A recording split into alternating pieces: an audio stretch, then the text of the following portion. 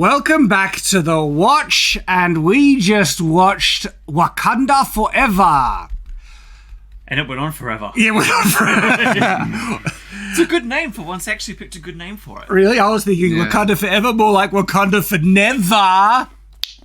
Because it's bad, and you don't want to watch it. As to how bad, well, what were your thoughts, guys, before... no spoilers to begin with, and then we'll go full spoilers after, our general discussions. Thoughts, gentlemen? It went on for way too long. It wasn't very hopeful. Lots of vengeance and this person's died, everyone's dead as well. It gave me this same... sorry, just on that, their attempt to try and pull out of that, get hopeful at the end was just so dumb. Anyway, the payoff for that. But it made me have the same feelings I had when I finished The Last of Us Part 2, which is depression, basically. So, it wasn't a good time. I'm glad I did this for work and not for pleasure, because it was... I would have walked out just being depressed. And then, I guess superhero movies sometimes are a bit... there's a suspension of disbelief sometimes. But there were things in this when I just went, what? Really? In the context of this world now, we're still doing this? Alright, fine. Alright, I give up. Marcus, what were your thoughts? I quit. I can't do this. I can't. Well, alright, see ya. Nah, in all seriousness, this movie, when we got out, I was wondering, is it worse or better than I expected? After thinking about it a bit, I think it was worse. I don't know how they managed it, but once again, every character conflict, motivation is just broken and makes no sense. On that note, you're right. This is a bit of a crap mine. The more I've thought about it, the more problems I've seen. Yeah. I came out of the film feeling a bit just numb. There was nothing uplifting, nothing like wowed me. There was no great, huge spectacle that really blew me away. And that's just, that's the turn off the brain kind of, can you get any level of enjoyment out of it? As soon as that brain clicks on, it's broken. This film falls apart. Sorry, was there anything else you wanted to share? I had a headache after I walked out. A massive headache. This film really does go on forever. You guys hit the nail on the head with that. If anyone complains about Return of the King's endings, oh boy, I have a new example for you of endings that are, one, not justified, and two, never, ever stop. I was yelling in the cinema, credits, please. And it just kept on going. Yeah, it's a long film. And so... if I was to try and summarize what the major failing of this film is that just makes it not work, and this is not looking at all the other problems, there's a lot of problems with it, but fundamentally, there's no engaging character for you to latch onto, enjoy, or be invested in. There was nothing there to, as a viewer, to actually latch onto and enjoy. Everyone's either... you're right. And so compare it to recent examples. Black Adam, okay, another film with black in the title. Is it about Black? I don't know. It's just he's coloured. Anyway, doesn't matter. It's just Black Panther. Black Adam. They had some good side characters I could latch onto, like with the Dr. Fate. Yeah, I enjoyed Dr. Fate in it. In Black Panther, nothing. So, I joined up with you guys for this one and not Black Adam. Black Adam was better. Yeah. I can't, this movie is an absolute nightmare. You're right. DC's winning now, I think. Yeah. In terms of their movies. I will take, you know what? Oh, I'm leaning and getting there. I shouldn't say this, but I'll take Man of Steel over this. I will take it. This movie. At least Man of Steel knows when to end. So that's the first big massive failing in this film. The next thing is that the core conflict of the entire film is completely broken. It's stupid. The main antagonist is just an absolute moron. His motivations are ridiculous to the extreme. And then when they try and make us feel anything, because the big conflict is really about Wakanda. Like, oh no, Wakanda might be in trouble. I don't give a crap about Wakanda. It's an awful authoritarian ethno-state that is run on like some of the most stupid tribal tradition and politics. They determine their kings through mortal death and combat. It's like this nation is just stupid to the core. I don't care. And they act so high and mighty and above and better than everyone else, right? Yeah, they're very primitive in other areas. Exactly. Yeah. And that's all there in this film. Probably where they're, looking down their nose and calling everyone, or white people, all colonizers, and then, look, this university is equivalent to our regular schools. And is that an iPhone? These primitive, and so I freaking hate Wakanda and Wakandans. They're arrogant snobs, right? And things. And we're supposed to freaking care about, oh no, Wakanda's in trouble. I don't give a crap. And I mean, what are the whole things? One of the framing elements of this film is that how superior they are, and this isn't a real spoiler, but a question is raised about sharing vibranium, and it's like we're not sharing vibranium for the danger it causes. We don't share it for the danger you pose and everything like that. They're a superior, more peaceful civilization than all other civilizations, except they have mortal combat to the death that they determining who leads them and stuff, and they allow horrible dictators. Like this is referencing Black Panther 1, which was a awful broken film, okay? And it just gets worse in this. And so we're supposed to care about Wakanda in this? That's the thing that's in trouble is that? It is like, I don't give a crap. Please end. Go away. So, Wakanda, fall. Just fall already. The world will be better off without you. Maybe a better country can have the vibranium and put it to actual good use. Oh, but the framing of the MCU is that if anyone gets another vibranium, weapons of mass destruction, the world will be lost. It's just funny you mention that, because whenever there was a shot outside of Wakanda, like it was modern day America, whatever, I'm like, I perked up. I was like, this could be interesting. Are we going to have an interesting character? Obviously not. But it's weird, like, I see Wakanda and I go, okay, I've seen it before. I don't really care. Once you change settings, I'm like, are we going to get a bit better? No? Okay. So, I didn't give a crap about anything that happened in this film. I mean, really, did not care. Now, what's interesting, the actress who plays the sister, I forget her name. Shuri is the character. Is her name Shuri? Yeah, that's the Shuri, okay. I find her somewhat enjoyable, okay, in terms she's got a little personality. She's a bit too moody in this one and everything, but she had some sass that I thought could be enjoyable, but she can't carry a film. No. Like, she doesn't have the presence or the when I say direction, motivations and goals and everything. In actual fact, she's trying to avoid certain responsibilities only until things, change up. And so as a result, this is the same problem with Black Adam, in fact. There wasn't because Black Adam was wishy-washy. He didn't have strong goals, what he was aiming for. Same with Shuri in this. And this character would have made a great sidekick, but if there was potential of making her inherit the mantle of Black Adam, they failed completely. Black Panther. Just I don't know. They didn't sell her inheriting the mantle of Black Panther, and without the presence and the investment in this character, just failed. It's really hard to take seriously. Just her taking that mantle, but we'll get there. We'll get there. Yeah. I mean, the other thing that I think might, without spoilers, will sour some people's enjoyment of this is the man-hating. Yeah, lots of it. A lot. At least Marvel's consistent on that. I wish they had consistency in their storytelling. Actually, now that I think about it, no, they do have. There were a couple of cases, but what it was mostly it was hugely focused on how great all the female characters are, and they sideline male characters. And one of the male characters is the big muscly guy. He's probably the most enjoyable part of the film. Yeah. They sideline him and he barely does anything. And this isn't me preferencing, I prefer male characters. No, I prefer just good characters, enjoyable characters. And all the female characters were just a bit, bland, and they try too hard in some cases.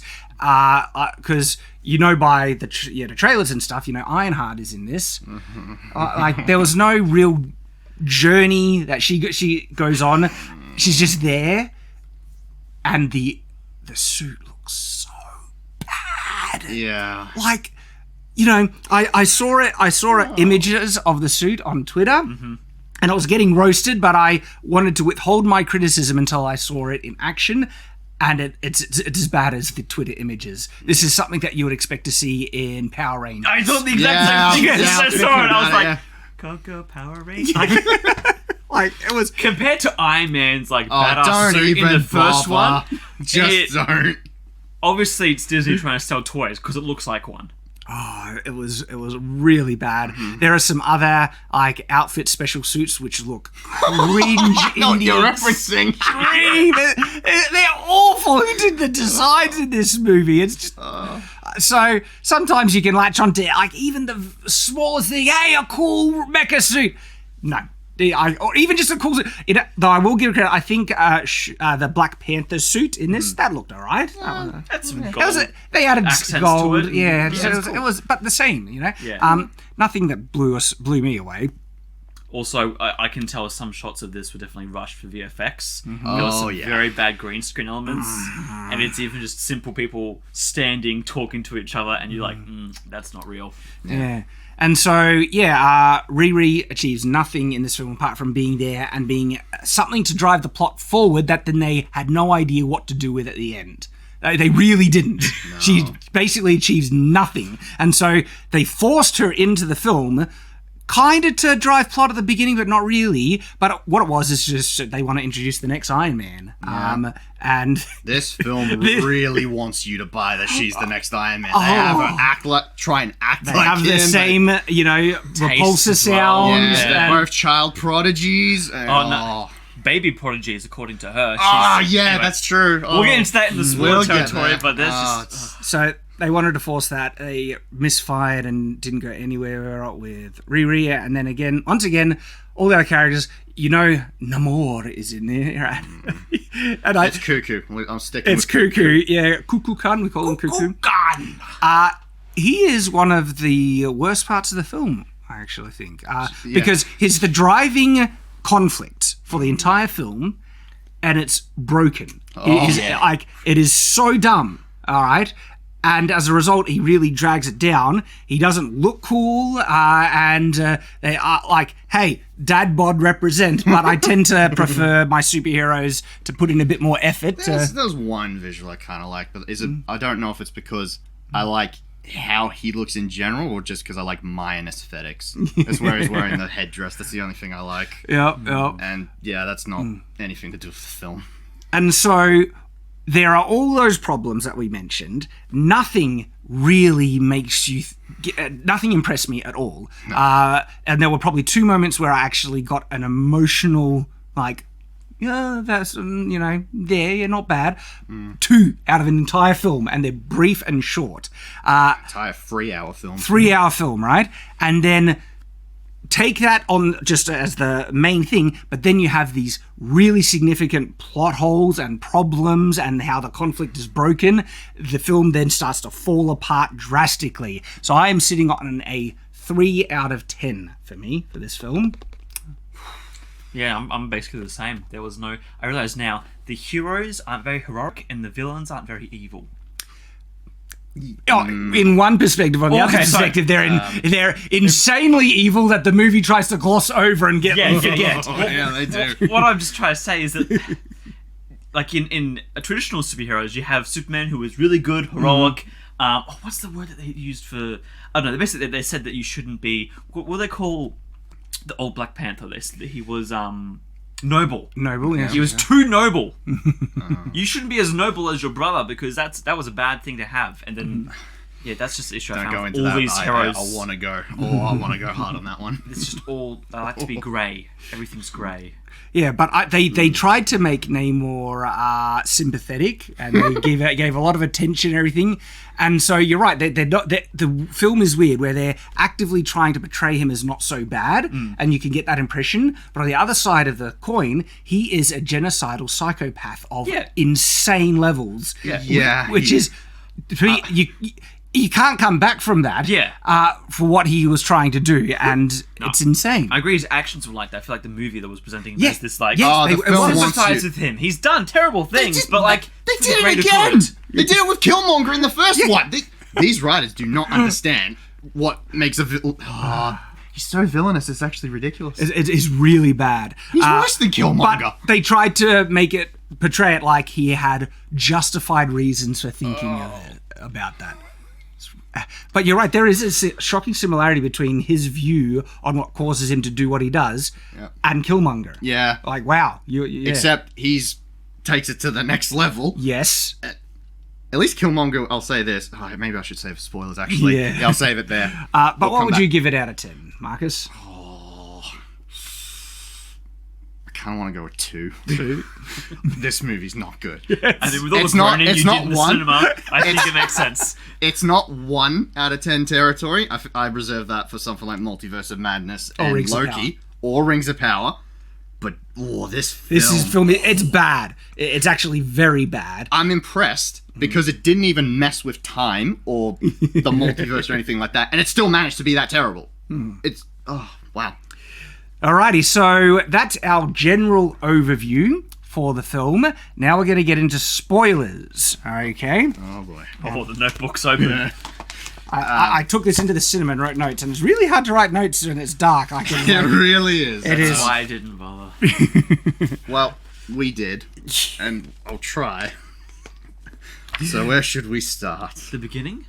The beginning, yes. Oh, right. This was interesting. So, yeah, look, problems with the beginning right away. They Yep. could have done so many things to try and pass on the torch, you would think. Yeah, like I said, we've already warned you, we're spoilers now. So it begins with T'Challa is dead. Yep. In a very unceremonious, off-screen, he's just dead. Yep. And confusion. I was just like, why, how, what, like what happened? He had a disease and he died. I saw what you did there, Disney. Really? On the nose, huh? I don't know how I feel about that. I'm conflicted between being insulted that they did that and neutral. This is I'm rather bothered by something, okay? Yeah. This is the thing. Disney wanted to remove T'Challa, Black Panther, and pass on the torch to a female character. For sure Anyway, okay? And they actually did not need to kill off the character. They could have just recast him. And they're trying to say, oh, well, it's respect for the actor that we're not doing that.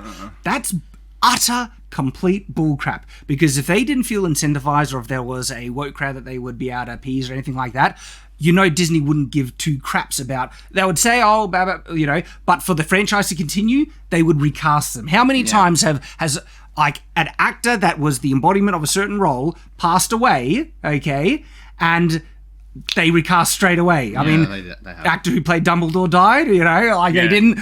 Like, think about. You might say, oh no, they can't have Dumbledore die in the thing because there's a pre-established canon where he lives. What about the other books? What about the other Black Panther stories? Yeah. T'Challa has a lot of stories that is a part of, right? And Disney's like, they had so many stories they could have worked with. They wanted to sideline the male Black Panther, and Boy, they did. and it almost feels like they're taking advantage of his death to justify what they wanted to do to sideline the traditional male character to bring in the diverse replacements. And so it came off as very disingenuous. And I know they have tributes in it and things like that, but Disney, where were your tributes to all the other, and sometimes they have just like in remembrance of so-and-so and stuff like that. When they recast, that would have been fine, all right? And so it actually feels like they're trying to distract people from what they actually wanted. They wanted this. Because this is the reality. They could have recast him and offered huge respect to Chadwick. Is it Boseman? Yeah. Chadwick Boseman. Yeah. They offered huge respect and everything like that, and still have this character continue. Because T'Challa, he just, think about the character. He's a king, he's got presence, he's got really does. canon built up, he's got other stories you can explore with him. And, now, the actor, I'm very tragic the actor passed away, but we can't do anything. We just have to pass on the mantle. Yeah. And the thing is, though, that also makes this film completely lost and feeling leaderless. Because the whole time. Yeah. Because they introduced Shuri as she doesn't want to be the next Black Panther, so they have the problem with having a wishy-washy protagonist who doesn't have strong goals or motivations, something to work towards. Yeah. And it's so annoying because, all right, you didn't need to. And as a result, the film gets worse and you could have easily recast or anything. But even if, okay, they decided to do this anyway, which they did, they could have integrated in the story so much better. Yeah. What if you guess what? Black Panther wears a mask, and you could have introduced Black Panther just in someone wearing the suit and coming across Namor or something like that, and have Namor kill him in this epic battle, which gives Shuri a really strong revenge plot now. Yeah. That could have driven her to become the next Black Panther, and there would have been something. And then as audiences, we liked T'Challa. That would get us invested. All right, given him a hero's end. Yeah, seeing him have that heroic sacrifice would have added a lot. But I do have a little world building point that still just adds to your point about them wanting to get rid of him. Remember, people, Wakanda has these little balls that can put you in stasis. That was put in the first movie. So they could have put him in stasis for a certain other thing that could happen later. And these little balls, they allowed what's Martin Freeman's character to survive a massive stab wound in the first film. So they really wanted T'Challa just gone. I completely forgot about that because I've watched Black Panther once and never again because it was bad. And so really all those details are gone, but I'm so glad you brought that up. You were so right. Holy crap. They just... They could have said... and because the other questions I had just like not as good as that one, but I was thinking... They have massive advanced technology, better medical technology than anything else, right? And then on top of that, like T'Challa is a superhuman. Like you're telling me a disease is taking out like a superhuman, and just him.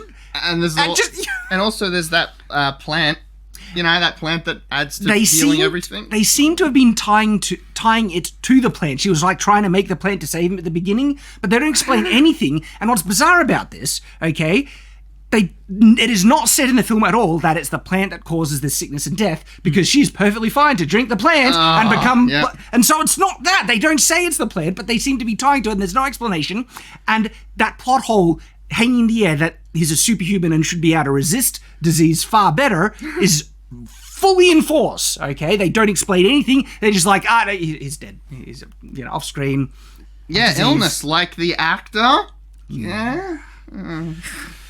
And again, it actually feels like the most obvious, logical way to have this character, I guess, move on, die, is to give him a hero send-off. At a big battle, they had a perfect setup where they could have used Namor, had some better... That Namor's conflict and reasons is so darn retarded.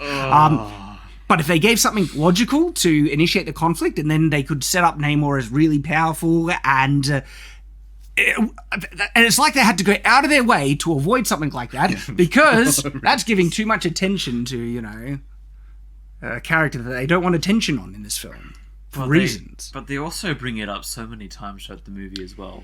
Yeah. Like whenever there was I feel like emotion or feeling away for going down in the movie, they're like, oh, remember tribute. It's very exploitative regarding that stuff. I would have preferred, tribute at the start, sure, do that. But then... Yeah, the opening credits was a nice touch. From what I understand, I think the family said they didn't want any tributes to the movie. They just want them to move away from... That's not... I could be wrong, but I remember seeing stuff about that. The family was like, just leave him out of it, let us mourn, and don't make it a big thing. If that's true... But this movie basically was just a giant tribute. This movie... Almost this is my I guess cynical side coming out. I couldn't help but start to get the impression that it felt like the movie was trying to benefit off his death by milking. I felt it, milking the trailer focuses so much on his death and everything like that, and it's like this funeral procession wasn't really for T'Challa, but for the actor, and to draw people in tragedy. How will Wakanda move forward? How will this show move forward without the actor? And it felt like they were trying to actually, that's a hugely cynical take, and perhaps the director is completely sincere in his desire to give proper tribute to the actor passed away and to be really offended by what I said. But I just feel that there was more respectful way they could have done it by giving the character a proper send-off. And then, like, there were just some things that just make me wonder. And look, I could be just being completely overly cynical in that regard, I admit. If I am, I apologize, okay? I'm just saying, I got the vibe. It's just, it doesn't feel right. There's too many little instances. Well, there's that. But I'm sticking to my criticism that I felt they could have given a much more respectful send-off to the character, give him a heroic end. It felt like they went out of their way to avoid that, which I find insulting to the character and his legacy and what could have been done. But no, they wanted to move on. Really did. It's funny, they wanted to move on in terms of no heroic thing, but then they do, it seems like they milk because it comes back again and again and again. Even at the ending, post-credits scene, they're like, hey, don't you worry. They really just want this film to mean so much and to be so emotionally, word resonant maybe? Mm-hmm. That they will do so many insane things just to get it. It's not enough that we have Black Panther's death. We have another one too, just to really try and drive it home. Mm-hmm. And it's like, okay, you've done this. You kind of treading similar ground again, which is another thing. This film, like, just pay attention, like how much attention they give to T'Challa's death versus, we're in spoilers. Oh yeah, it's weird. The mother's death, the Queen's death. They move past that one pretty quickly, and but they still want you to. They really want to focus on just T'Challa's, and I was just absolutely baffled when they were focusing on her mourning just T'Challa when she also wore that garb for her mother. And that's right at the end where there's a montage. Yeah, I thought it was going to be better and it doesn't happen and then at it flashes up. Yeah, you're right. Yeah. And so at the end, she does this ritual thing to memorize, but they say, to burn this signifies the end of mourning, and they could just like, she's still mourning the mother, but still it felt like the mother wasn't even on the radar. It's just, I'm only thinking about T'Challa there. So that's the introduction to the film, how it begins. There's slow motion kind of funeral procession and things. And, so Shuri is having reluctance to mourn. There are just odd little things. Did you notice? It's so bizarre and weird. There's these Wakanda ships flying into a thing, and to lower the shield, they have a little container thing with a thin thing of water that they start playing drums in and splashing everywhere, which makes a code to unlock the shield. It's like, what? The most advanced civilization on Earth. Yeah, this culture is still... Just a keypad would do it. It's drum water. I was like, they were so desperate to force in, African cultural elements that they were happy to do just bizarrely stupid things to force it in. That's Wakanda in a nutshell from Black Panther, all the way back there. Like, their obsession with the spear being the ultimate weapon is just so distracting. It's dumb. It's absurd. They have, like, we'll special, not laser, but like a sonic concussion kind of gun things. You have guns. You have guns. Use the guns, please. And no one has them at the end in the big battle. In fact, the only person who has, like, a type of gun is Riri, Ironheart, whatever. Everyone else, like, no. Point is, the funeral scene showed us already that, Wakanda's still not going to make sense. Doesn't make sense at all. And then there's just some weird motivations before we even get to the main conflict where, what's the girl's name again? Shuri? Is it Shuri? Shuri, yeah. She says, like, she doesn't want to think about her brother because if she does, she will burn the whole world. Yeah, that was odd. That was some Gladriel stuff there I was feeling. I was like... It was an illness, love. What are you doing? I was like, I could kind of see someone feeling really angry if it was a murder or something like that. That makes sense. But now you'll burn the world for your brother getting a disease and dying? Imagine if the family of, like, cancer patients stuff were like, I'll kill everyone if I mean, it's like, calm down, holy crap. Wow. Quite absurd. Yeah, bizarre. I mean, I get mourning, but blaming the world is just, Yeah, because the world's responsible for an illness. That you could have prevented and saved him by finding a cure, but you didn't. Because reasons. So, moves away from Wakanda to a boat, and Actually, we got to mention one thing. Oh, no, they we had skip the- a year, yeah, that's right. They do. They skip a year, which is important for a certain plot point. yeah, United Nations. Oh meeting. yes, this scene. So This Oh my scene. gosh. they combine like two things with the United Nations scene and with French soldiers, like, mercenaries infiltrating trying Wakanda. to steal vibranium and things. And this scene is so like. This is the scene where it had that line where, you know, we don't keep vibranium because vibranium is dangerous, we keep it from you because you're dangerous thing. Where basically we are the enlightened, you know, superior civilization and you are all just barbaric, enslaving, ancestors of colonizers and former enslavers and inherently violent. I'm not saying government is good, by the way. Like, I wouldn't put it past, you know, even modern day countries to be like underhand and stuff to try and steal other technology and things like that. But Wakanda, like, you have awful things in your culture, like really horrifying things. Trial by combat. I mean, and they just act so high and mighty. And there was that kind of theme in the previous film about the Wakanda's ability to help the world. And T'Challa said, you know, that we're going to be opening up and helping the world and everything like that. Doesn't seem to have happened. No. Like, at all. Would have been nice if they tried to fulfill like his last wish. They have certain kind of outreach places, but it's not doing much. No, clearly not. The initiative that Black Panther 1 did, is basically forgotten in this. And they're back to, we're better than everyone else and you can't have our vibranium because you're evil and we are superior and better than everyone else. I won't go too edgy, but they really should not be acting so high and mighty regarding colonization and slavery. I'll just say that. Oh, no, explain it a bit. I'll just say African tribes have a history of participating in Yes! certain practices Yes, they that would do. be considered barbaric by these characters. Funny, a lot of people have come to realize that with the Woman King. Yeah. Because the Woman King tries to gloss over the fact when they look in the history, it's like, oh, there was an entire kingdom whose wealth was founded on the slave trade. An African, majority black kingdom founded on the slave trade. Yeah, Wakanda, why don't you do anything about those people? A lot of, you know, the people going to actually enslave the Africans were a lot of other Africans, and they were the ones selling them to Europeans as they, like, it wasn't like Europeans getting, you know, let's go hunt the Africans off the boats and they're throwing nets over them and stuff. History is very misrepresented in regards to that. Yeah. But, Wakanda, they're perfect. Their heritage, cultural heritage, perfect. And look, in the context, they're trying to say that they never partook in it. They were isolated and all that stuff.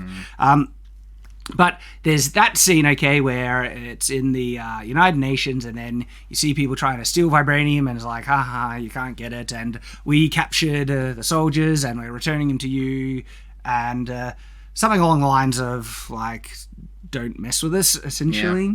This is an olive branch. That's right. That was a weird... I'm like, Not really. no, it's olive branches I are think- usually like a good thing. I think you need to look up what an olive branch is used for. Yeah, but then she's Because like, they clearly don't know. anything else would take as a threat or like an act of whatever. She was just very uppity and you could tell Yeah, she was a bit her insufferable. nose was up. I find it just so interesting because the framing of like Wakanda's existence is to criticize the failings of the West. Yet Wakanda behaves in so many similar ways to which what the West has done. Like, for instance, trying to have the biggest stick and feeling that having the weapon, the stick, held by other countries could destabilize power and control and stuff. Wakanda doesn't want anyone else to have power or influence. Because you know, they don't trust everyone. But then they're going to blame other countries for wanting security. And I'm not saying that their ways of trying to get Wakanda technology is justified by any means, but they seem to be criticizing the fact that a lot of other nations want the same type of security that Wakanda is perfectly happy to have on their own. Okay? They love the fact that they are the most advanced nation in the world, and they want to keep it that way because they're better than everyone else. Yep. Yeah, wasn't there that scene in Falcon and Winter Soldier where they say, "Oh, we have a jurisdiction everywhere"? Of course, they don't want to give that up. I was going to powerful mention that everywhere. because there a lot of things have just made Wakanda look awful. And is it Dora Milaje or whatever that's they it. are? Their depiction in Falcon and Winter Soldier, just they are awful. Where they just basically, we'll go anywhere in the world and we do whatever the hell we want because we have the authority, because we have power technology on our side. Screw you, you can't. So the thing is, right, this is the thing. I want people they are offended that a nation challenge them to try and steal their tech, step on their own sovereign, rights and things. When they do that to others all the time, they break other countries' laws and do whatever the hell they want, as seen in Falcon and Winter Soldier. Okay, you're not better than other nations, Wakanda. You're just as freaking bad, you hypocrites. In some ways, you're worse. Yeah, the trial by combat, letting an evil, vile guy overthrow the nation. Yeah, because trial by combat, that's how you wonder why other nations might be feeling a little defensive about Wakanda when you let a psychopath overthrow your government and was prepping to lead an invasion against the whole world, and you were criticizing other nations for feeling a little bit defensive against you. You hypocritical, absolute scumbags. I freaking hate Wakanda. They're awful. But Shad, Killmonger was a sympathetic villain. Oh my goodness. And so just the logic behind so much of what happens is broken. Friggin' broken. Okay, so the next scene where they're in they're going down to find the drill, and then Yeah, the Americans are now drilling for vibranium, and basically they encounter certain people. Okay, this is really important to the plot. In fact, this is, you would say, the inciting incident for the primary conflict, okay? The US government have a vibranium detecting device, and they already kind of mentioned that, it was actually the close of the United Nations scene where it's like, if you want to search for vibranium outside of Wakanda, good luck. And she's basically saying, you'll never find any. They find some. So I just remember afterwards when the Wakandans find out they found some, they're like, that's impossible. Oh, we want to talk all about those that? legends and stories were false. And then she's like, well, the Earth is pretty big and lots of ocean. And then maybe 2 meteors hit the Earth and one went to Wakanda and one went under the water. And I'm like, really? The most intelligent, advanced civilization didn't think maybe there would be two parts of vibranium on Earth? It could have been more for all we know. That's the thing. How did they rule that out for so long? Because they're idiots, but they are so smart. But that's the thing, meteorite with vibranium landing on Earth. That actually opens up the possibility that if one's capable of landing, there might have been more. Exactly. But they were like, no, the legend said otherwise. And they also mentioned, we've never fought enemies that use vibranium. Yeah, you did. You were once a divided tribe. Everything. Like, they want to pay tribute to that movie, but they're also crapping all over it. You'll never find vibranium outside of Wakanda, except Killmonger does exactly that. Yeah, he does, actually. Stupid Hey, but they rule out again that smuggling trades haven't started up again. From, what was his name? I know. What? And it turns out it is actually remarkably easy to sneak into Wakanda. How? Don't know. Never explained. Just can be done. So there is some type of technique, technology, whatever that's in the ether that was never revealed or explained, that people can just walk into Wakanda, not a problem. There's a secret portal somewhere that takes you there. They tried to explain it that, it's this special tech, something that the underwater Aztec people have. We don't get to see what that is. And they're not very techy either, I don't think. They didn't look very techy. No. Yeah, you're right. It's just they have vibranium and they wear it with jewelry and they have spears. So when they showed the big city, I was like, this is meant to be like the underwater Wakanda? It just looks like a tribal mermaid. Little mermaid underwater. I had to leave the theater because I had enough. You missed that. So, what exactly happened when they showed the city? So, what did we see? Mostly kind of, it looked like Little Mermaid a bit. And they had farms under, and the only technology. Farms? Yeah, they had like seaweed farm things. And the only technology we really see is this glowing orb that he made to provide light underwater, and he said, and it's made of vibranium. It's like, I brought the sun to my people. It's made of vibranium. And that was like the only thing. Yeah. Wow. Everyone else is just wearing like shell jewelry. Yeah. I mean, they had the breather devices. That's the only technology. That's like they had their little water bombs, I suppose. The water bombs, yes. Yeah. Other thing I have to mention, I realised, right, so Shuri, she goes in with the tank suit thing. Yeah. Later, he says, you're the first one to visit my city. Why do they have those suits? Yeah, why do they have a tank if she's suit? the first one? Because they attacked the people wearing the suit. That was the same suit as the people Okay, underwater. good. Ah, fair Because enough. part of me was Yeah. like, Well, Okay, see, all right, the inciting incident is actually really important to the whole conflict of the film, okay? They, with this vibranium detecting device, they find some vibranium underwater, and then the ship and the people underwater get attacked by these, like, underwater Aztec people. Namor isn't he is. He ends up taking out shows up. some of the thing, like, the helicopter's there. yeah. Yeah.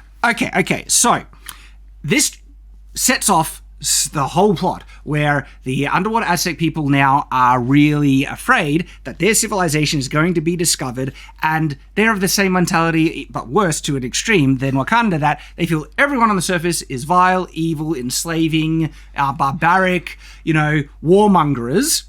And so as a result, we're going to be violent, barbaric warmongers and kill them before this.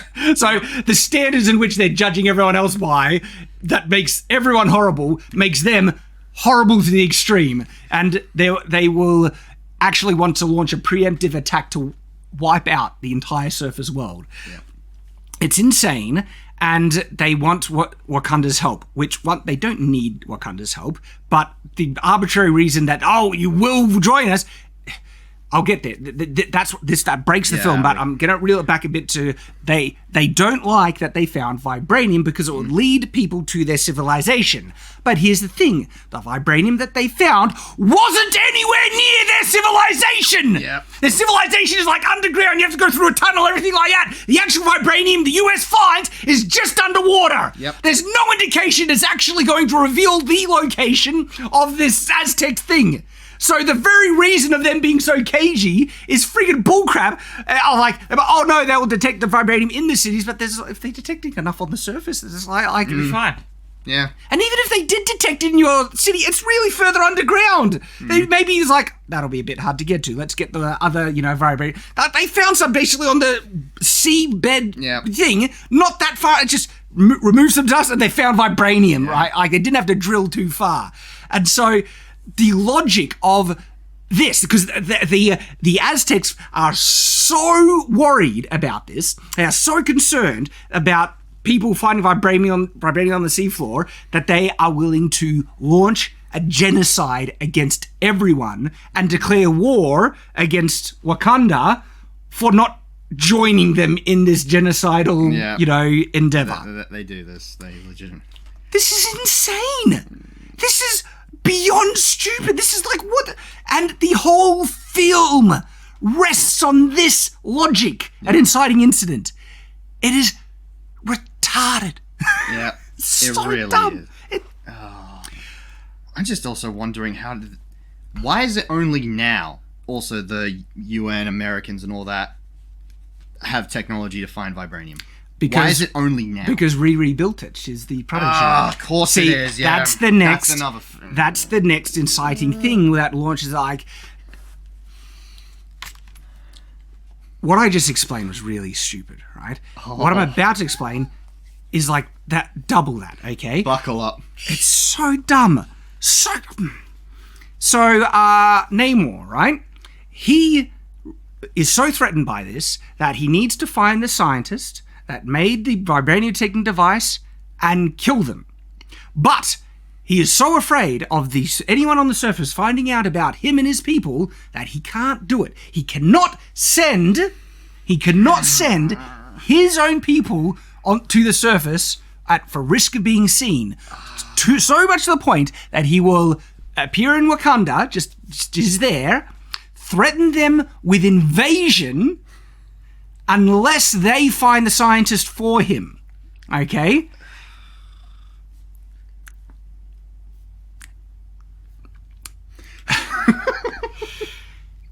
I'm speechless about this, right? Because that is extreme. Being so insanely worried about sending your people to the surface that you would blackmail another civilization that you think hates the rest of the world just like you to do your dirty work for them. And then he sends his people to the surface anyway to get the scientists! You friggin' retarded scriptwriters! I can't believe this! They actually went... I just realized something else. Aquaman made more sense. Because at least King Orm wasn't planning on killing everyone and was willing to send assassins and knew that he could disguise certain people. Like, my reaction, right, to him getting the Wakandans to go after Riri was first like, what, they can't just go themselves? You're worried that your people will be seen? I'd just wear some clothes and a hood or everything like that. Or are you that disconnected with communication in the surface world that, it would be impossible to find anyone, yet they found Riri and the others pretty darn easily when they wanted to. Yep. This friggin' bullcrap. Of course they see. Plot needs to move forward. Who cares how we get there? It's so dumb. And then, their logic is they have all the capability to go and find this scientist person anyway, as it turns out, because they just go to the surface anyway, and being seen by service people doesn't really matter too much. I mean, and Namor, you don't look too different. It's just yeah, your people are blue, you're not, okay? Just wear a beanie. Exactly, it's not that hard. And then he's going to think, the best way to do it? Let me blackmail the most technologically advanced civilization in the world to do it and threaten them with... One famous for not cooperating with anyone. It's so retarded. The logic. And guess what? This is the logic that the entire film is resting on. Unironically. Okay?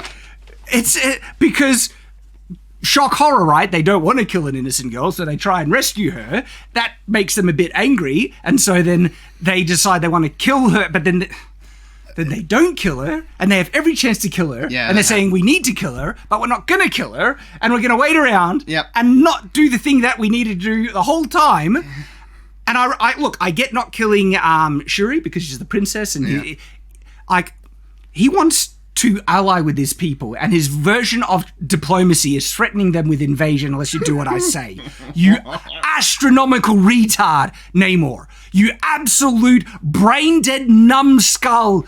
But that's his logic. It really does go beyond words how stupid he is. He had everything he wanted. In the palm of his hand. He had her. Just kill her. He had Riri. And then he decides to wait around for them to get rescued, and because they get rescued, and two people got killed in the process. Oh yeah, I'm going to destroy Wakanda. He will invade Wakanda, and not he invades yet not invades. He decides to just go with a couple of people and totally wrecks Wakanda's with a handful of his own people. Wakanda's defense forces friggin' suck, and their emergency services. Wakanda is just utter incompetent buffoons in that attack. Right? Oh, that's so stupid. He assassinates the queen, and then honestly expects that they'll join his side. It's like, you're going to help me out, or I'll come back with my full forces and wipe you out in a couple of things. It's like, that's your diplomacy? Assassinate the queen, kill a couple of innocents, knock out their main city, right? And then threaten them with a full-scale invasion unless you ally with me. It's a brilliant plan. Oh, it's so... That's definitely going to make them like you and then be really good buddy allies in the future, you friggin' moron! There's a lot here. This film is stupid to the core because, like I said, when I said the plot was broken, I wasn't kidding. This is it. This is the plot and logic behind it all. Yep. And so, Namor, he has no brain to realize that threatening with war, attacking their city, killing their queen, that won't antagonize him. He honestly thinks that this is the best way to get them to join it. I just realized something. Yeah. You know how you said that he's very concerned about not being noticed? That attack on the Americans, he flew up into the bloody air and destroyed a helicopter. It was dark and night. No, I know, right? They don't care. They don't. They don't show them. They don't show them sinking the ship, and they don't know if there were cameras recording the thing. Conveniently, there's nothing. Exactly, and already it shows that the Aztec water people are murdering psychopaths. Yeah. These were innocent researchers. They introduced this female scientist who's only there to just try and find the vibranium, and they slaughter them. Yep. Complete murder, right? And so you want us to sympathize with these horrible, horrible, murdering, vile scumbags. No, wipe out this, Aztec civilization. Kill them all. Don't freaking care now. Like, yeah, that's how you want us to sympathize with them. Also, they use like a siren call at the start to get all the men to go overboard, but they never use it again in any combat situation. Oh, there were so many instances where they could have as well. Yeah. Like when they invade Wakanda, they don't They use do it. it once. They use it, but then they stop. Yeah. Why stop? Just do it. In the final battle, they don't use it at all. Yeah. Why? You could just And get everyone to jump on board. It didn't look like the people were wearing, noise cancelling things or whatever. Yeah. And look, you saw the Dora Milaje or whatever when they're coming out, they do put something in their ears. You could assume that they all have earpieces in.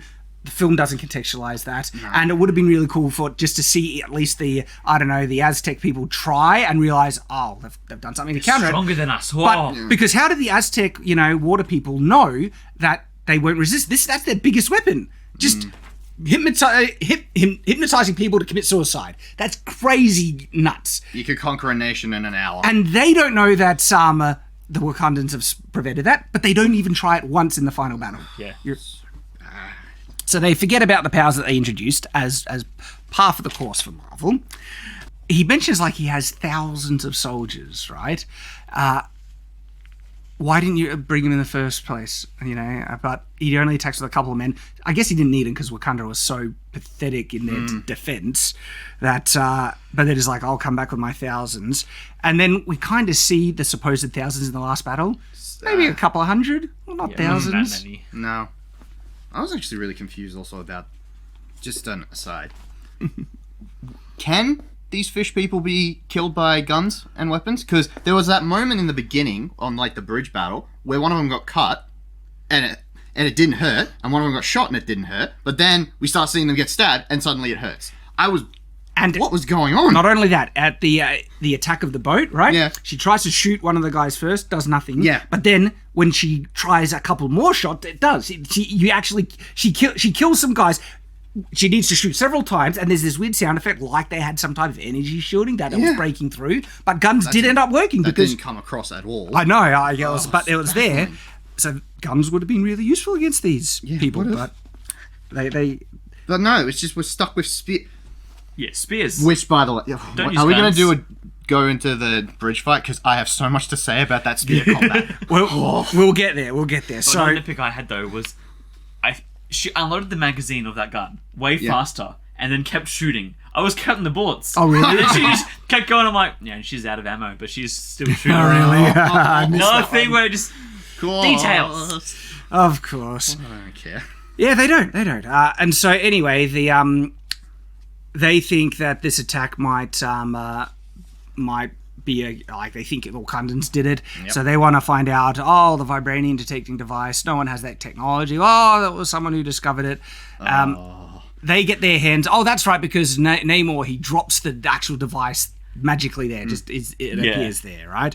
Because they're water ninjas or something. Yeah.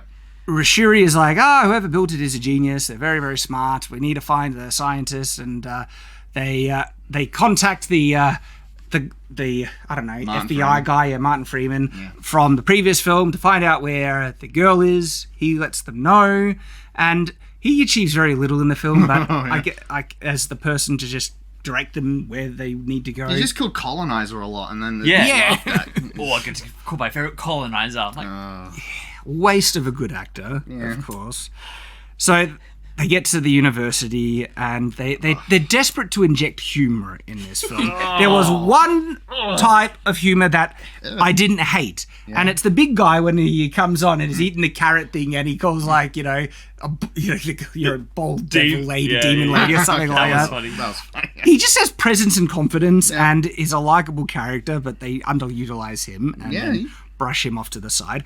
And so we've already passed the two moments that I thought weren't bad, right? It was that moment with him and Shuri's reaction when she's told that T'Challa is dead.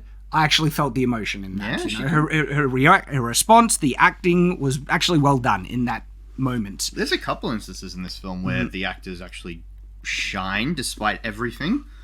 Letitia Wright, who plays Shuri, she did a pretty good job. I don't mind her as an actress. Yeah, I found her really annoying in the first Black Panther, but here there was moments where I could be like, okay, I can see that you've got talent. I can see even the actor for Namor. He had some moments where I was like, maybe in a better film you could have done something. But then he's just ruined by his characterization and his motives, which are just as we've gone over, they're beyond stupid.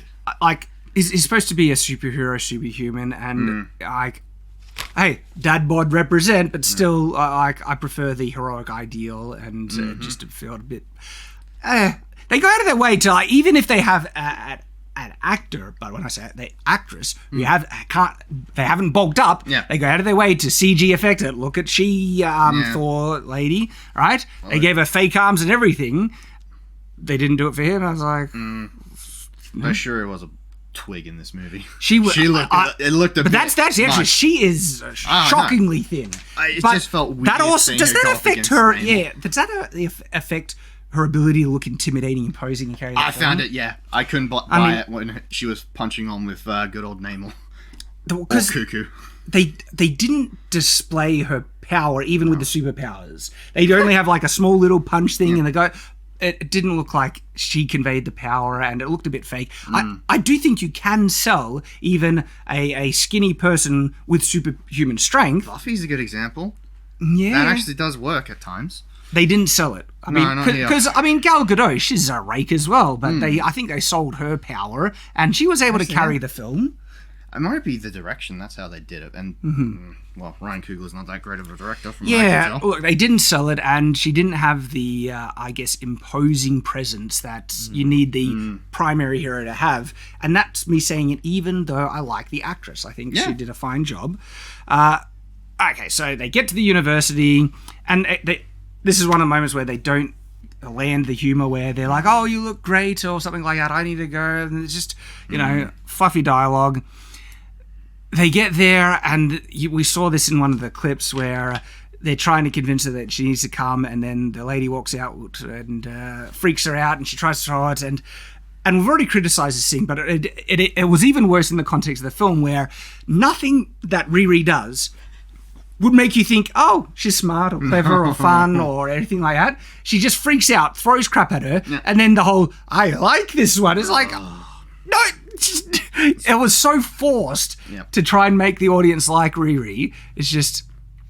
And I wasn't thrown out by Riri at the beginning, okay? Like, I actually felt they kind of justified that she's been working on this her whole life. They go to she's got a workshop where she's been working on something for a year. And so that conveyed, okay, she's been working at this for a while. She's been trying to copy, and she's a prodigy. I can be perfectly fine with a child prodigy. But then they didn't really continue that the theme on that she has to really work for it, where when she gets to Wakanda, she just makes the suit, and it's an amazing suit that looks awful. There was also something that kind of just took me right out of sort of believing it, and it was still a bit of a stretch for me. As soon as, I think at some point Shuri asks, when did you build your first machine? And I heard Nathan groan. I was like, groaned. Are you kidding me? It's 3 years old. Yeah, when she was 3 years old. Which is That's when I was like, okay, stop. Like, they had a thing with Tony Stark. I think when he was 5, he built his first, like, basic computer. When he was in his, like, early childhood, an engine. It wasn't until, like, it's like an evolution. At least you can understand what math was. But a 3-year-old making a machine? No. Also, I found it a bit annoying at the very start, because she goes up to the guy and is, like, basically ridiculing him for using her work. And he's like, I use your algorithm, I do everything else. And she goes, yeah, but no. I'm a smart woman. I missed it, but they had potential, but then it started to just, they didn't know what to do with her, and then she just makes the suit, and there was something really validating by seeing Tony Stark go through the process and struggle and errors in making the Iron Man suit. Yeah, and doesn't she say that, like, there's heaps of tutorials now on YouTube on how to, like, do this? No, she says... YouTube's of it. Of, like, him she says the there's heaps of YouTube videos spotting me in the suit. I like that they just see her flying it, because they asked if she knows how to fly it, and she was like, yeah, essentially paraphrasing, she's like, I fly it all the time. People even spy me in the sky and stuff. But by not showing the progress and struggle of her developing this tech, it just felt too easy. And I'm not I think you can still sell like something that is easy for. Actually, I don't know. With this type of thing, the struggle and development is important. She has an arc reactor. That's the thing. That's insane. Well, that's actually true. Like, where the hell did she get like? We know from Iron Man, you need crazy rare material. First, is it palladium? Yeah. But then he makes a new element to have an arc reactor that doesn't poison him. How did you get the new element? Where the hell did she get that? And that's the thing. The arc reactor's being developed. Whiplash, he had it. He had one, but I guess he got it from he was the co. He got it from his father. His father worked on the same, yeah. so that's a justification that he probably had some material. And that's the thing. There was a away. big plot point about Iron Man suits in that movie. Yes. And all of a sudden, we have a new one. Yeah, the fact that she is able to make an arc reactor. Look, I don't know if the US government has that technology yet or not. It's actually really bizarre to what level of tech is. Marvel is very inconsistent about this. Oh, yeah. Because I was just thinking, like, the bulky suits that the people diving in the water just felt a bit under tech now compared to what you think would be common in the MCU. And they have access to as Guardians now. Like, before it was just Tony Stark, Iron Man, really advanced tech that the world has never seen before. You could kind of see how that would be kept restricted. But now you have Guardians going everywhere. You have spaceships landing and access to aliens and alien tech. Like you have Hulk just flying off on a spaceship and things. And you're telling me that the government or other tech companies you had all the tech that was broken and left after the Battle of New York, and the plot point in Spider-Man. The second one, no, the first one, first one, Homecoming, was the Vulture making like an advanced robot suit from scrap. And that film actually confirms the US government getting their hands on alien technology. And I mean, in fact, they showed S.H.I.E.L.D. having like laser blasters as well. And so, sorry, the genie's out of the bottle by now. Yeah. Advanced technology should actually be far more common to the government and to other people in the world. And then they have low-tech, like, helicopters are still around and, like, these bulky things. And here's the thing. Even if you would try to argue that S.H.I.E.L.D. would keep all of that stuff under wraps, guess what ends up happening? Hydra takes over S.H.I.E.L.D. was and the US gets all of that. I know! Because Hydra fell in the US! Nick Fury says in Age of Ultron that the helicarrier was just lying in some place collecting dust. It's like, all right. So there's all that inconsistency. World building's broken. Yeah, nothing new here. Nothing. Yeah, you're absolutely right. Nothing new on that front. So they convince her, and what the final logic actually? Finally, they say something like, "Look, this guy, he's coming. He wants to kill you because you built this thing. You can try and deal with it on your own. See ya." It's like, yeah, I'm glad that she saw sense and reason and went with them. Yep. They go to the workshop. This is where we see I built some. So the fact that I'm glad that they gave time in her building the suit, but the fact that she just brushes off building the vibranium detecting the thing as like a nothing burger, like it just took me a month. It was or a something? week assignment. A week. Like that one's too far. Yeah. I was like, come on. School project. Okay. Because they actually establish in the film that this is actually insanely advanced technology. It impresses Wakanda, and Wakanda thought that no one would figure out a device like that, right?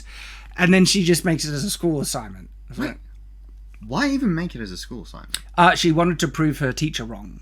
But it was a teacher in material class or something like that. So she gave the teacher the plans to like a Vibarium finder. Oh, and then he's not like, I'll just steal this and sell it, or like that's like basically open source in the sense if you're doing it for a school project. Really? It's not very secret. It might be.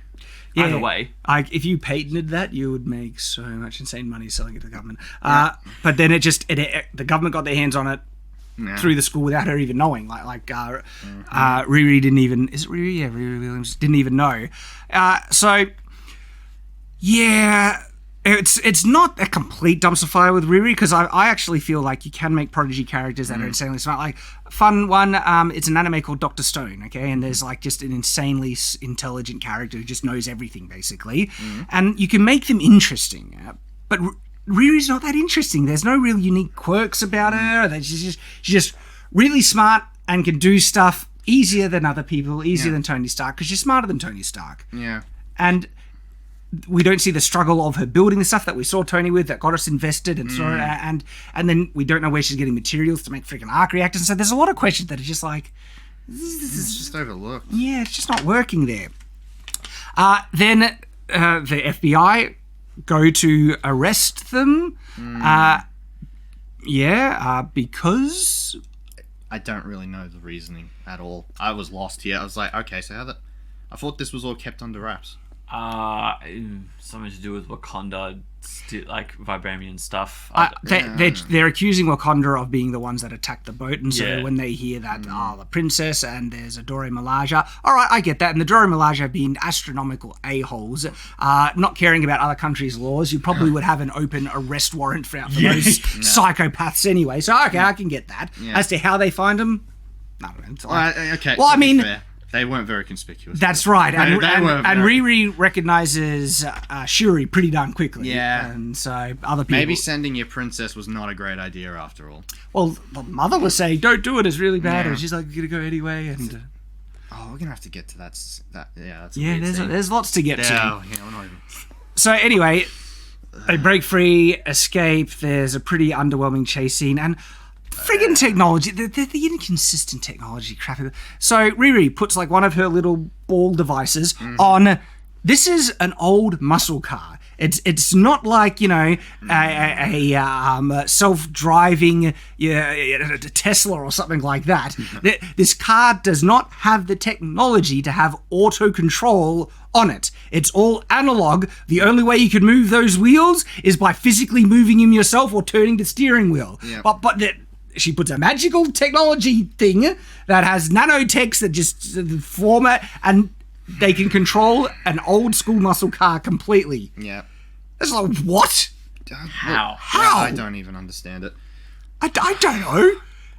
It's bizarre. But it's like Wakanda has magic tech bullcrap that they just... Yeah, I mean, Yeah, at it's what not point technology anymore, it's magic. Yeah, I was It's just going to gotten say to that. Yeah. At what point does it stop being some sort of technologically advanced thing? What? well, I mean, I don't remember in Black Panther 1 Wakanda having tractor beam technology.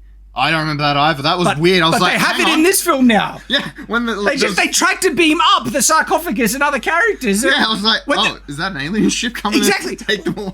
When they tractor beamed it up, I was like, okay, that's new. That's like an insane technology. You have any idea the applications and weaponization of that type of technology? They won't even think about that. They just, Wakanda can do it because magic technology. Yeah. It's this bloody film, right?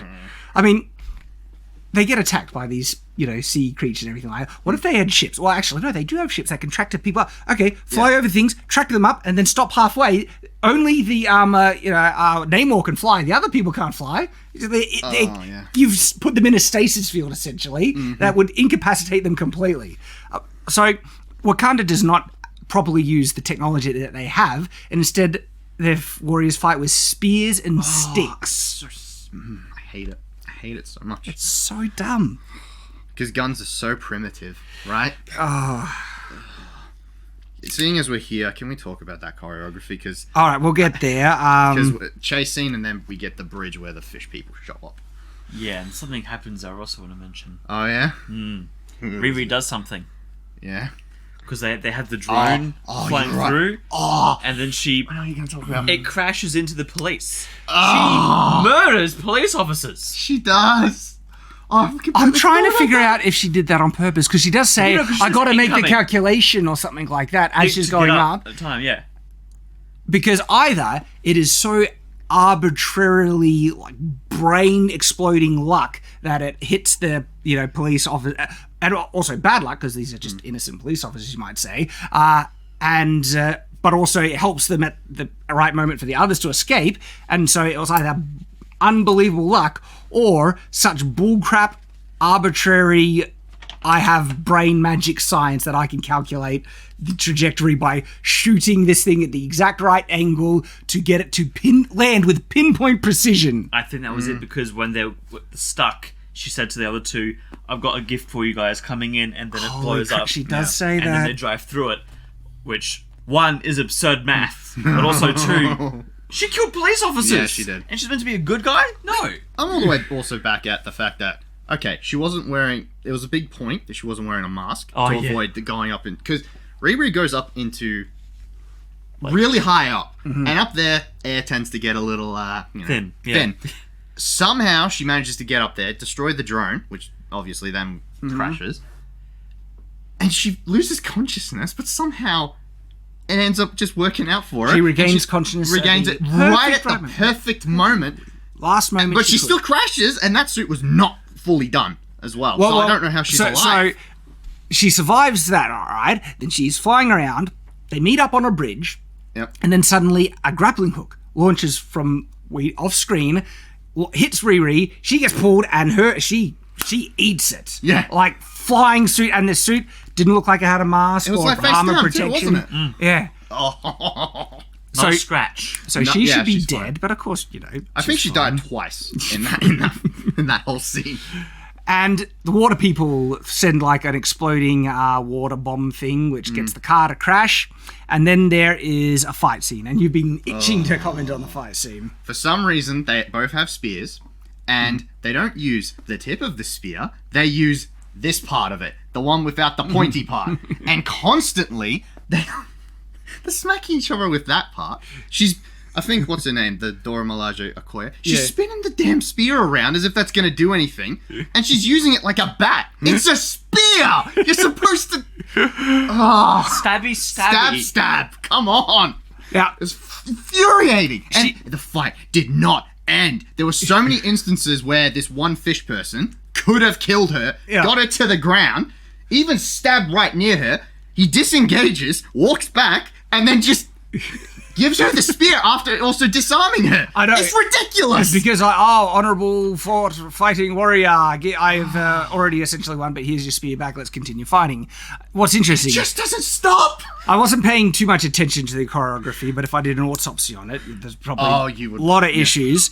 Even with issues there, it's probably the more enjoyable part of the film so far, because at least some action is happening.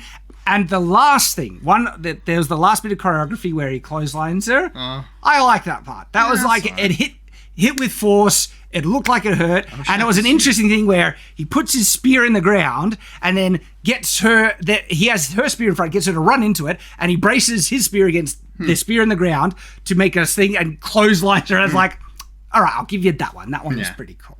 But all the other stuff was just standard. Which brings up that other thing of why we said the name is suitable, because nothing ends in this film. They do not know when to cut. So when the Asgardian sea people burst from the water, right, in front of I know that they get rid of the witnesses, which is they murder all the other police officers at sea. These are psychopathic, evil, vile things, right? But what if one got away? I could. So they jump on, and they had no reassurance that they'd be able to get rid of all the witnesses when they break out of the water in front of people. They are so scared of not being seen, they literally jump onto a bridge in front of people where they get seen. And when that happened, I was like, are you freaking kidding me? Yep. Like, you blackmailed an entire nation with war to avoid this, and then you just do it anyway. It's not like... I just couldn't believe it. They basically win, and they're about to... the guy, I don't know, knocks the Dora Milaje off the bridge and is about to go kill Riri.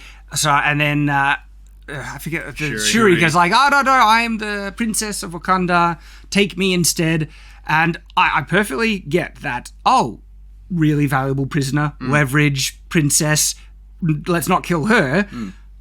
But why not kill that? You came here to kill her. Just kill her. And she's like, oh, take me instead. But they don't. They take them both, which means you have no leverage here. Yep. And our mission was... So why then... choose happily to kill the police officers. They have no qualms about killing innocent people. This is the scientist that is threatening to uncover, build tech that can uncover your civilization. That problem hasn't changed. No. Shuri has no leverage to convince you to not do it, but then they choose not to do it because, well, I mean, you can't have her die in the plot. She's a character, but it's dumb. There's no justification for it, and so that was stupid. Yeah. Now, the Dora Milaje gets basically fired. Yeah, they have a conversation. The Queen is really upset and thinks that Shuri is dead. And that's the thing. It was fine, that scene, until one certain aspect. When she fired this Dora Milaje leader, afterwards, she goes to check on Shuri's AI and asks, I know. What happened? This was baffling to me. It's like, you're telling me no one has bothered to try and find the tracking devices? Yeah, You go through this whole thing of punishing a person, everything like that. All the leadership are there. And what's baffling, it's the Queen. Yeah. It's like no one has thought to like just check, the track, you have beads that can be tracked. Yep. Not only that, not only beads, they're able to track her earrings. Yep. That's how they find her. No one friggin' thinks of this, and apart from the Queen, they don't have like a security task force or emergency services or any like. But it actually seems like they unironically don't have it, because when they get attacked, they had a huge army in other films, not existed in this one, and so I guess Thanos killed them all. The consistency of just the Wakandan government, their infrastructure, their services, it's bullcrap. And then, the Queen is the one that has the bright idea of tracking, and that'll be the first conclusion, but she doesn't even bother to try and think about that. Yeah. No, we got to punish you for getting my daughter. Yeah, she was very adamant about, I also got Galadriel vibes from the Queen, where she was comparing her suffering to the Dora Milaje, who also had lost people. It was kind of like, really, we're doing this again? I know, and then there was one of, self-inflating thing where it's like, I am the most important person in the world. I think it was almost like she says, the most important person of the most important nation in the world. So I was like, I hate Wakanda. They're so arrogant. So there's that, and then bright idea, track it. Let's try and track those. And she ends up calling the Martin Freeman, because he is the one who finds the beads. I forget what that conversation was, essentially. It was just, where did you see Shuri before she went missing? Yeah. What happened? And Martin Freeman explains about the crime scene that he found and how it was pretty nasty. He then eventually forces her to explain about the fish people. Okay, and then we go to the fish people. Then we go to the fish people. Shuri and Riri are captured by the fish people. Oh, this scene's going to be irritating to talk about. So they really try and make Namor sympathetic at this point, and they've already shown that he is a psychopathic murderer who wants to. Well, even in this scene, he says he wants to launch a genocide on these horrible, evil people that they. But why? Well, those people want to enslave people like us. That's it. He's connecting with Shuri. Is like, they just like they hate all the minorities. Yeah, he really that wasn't a fourth wall break that took me out of the experience at all, was it? Oh yeah, I could see the writers just slapping me in the face, metaphorically, and going, "Do you get it? Do you get it?" Yes, we get it. You think I'm evil? Yeah.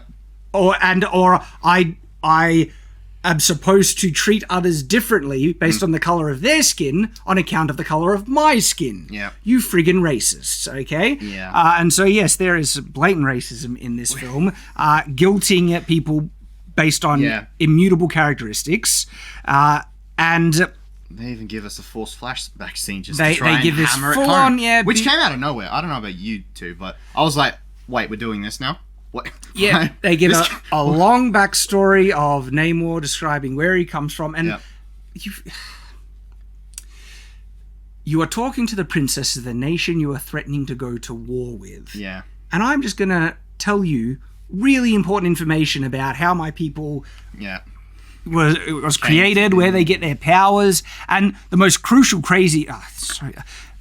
they do it because it's forced.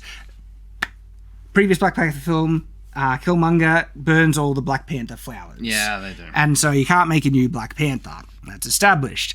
And that Shuri was trying to make a new one or something to cure Charlie. Again, it doesn't explain that was the cure. I don't know if it was connected to the Black Panther juice. Yeah. Don't know.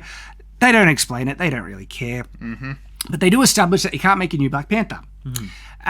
And then it finds out, when this was revealed in the flashback, is that they get sick because of the horrible, evil colonizers bringing smallpox to the Americans, so they're all about to die. And then someone, prayed to their gods, and the gods guided them into a pool of water, and he swam down in the water and found a magic vibranium flower. Yeah. So there are more of these after all. Yeah, and it's a different type of flower, but... Yeah, and they didn't bother to look. Because Wakanda are absurdly isolationist. It's crazy, right? Again, the stasis balls would have given you time, but you didn't use them. That's amazing, too. You're so right.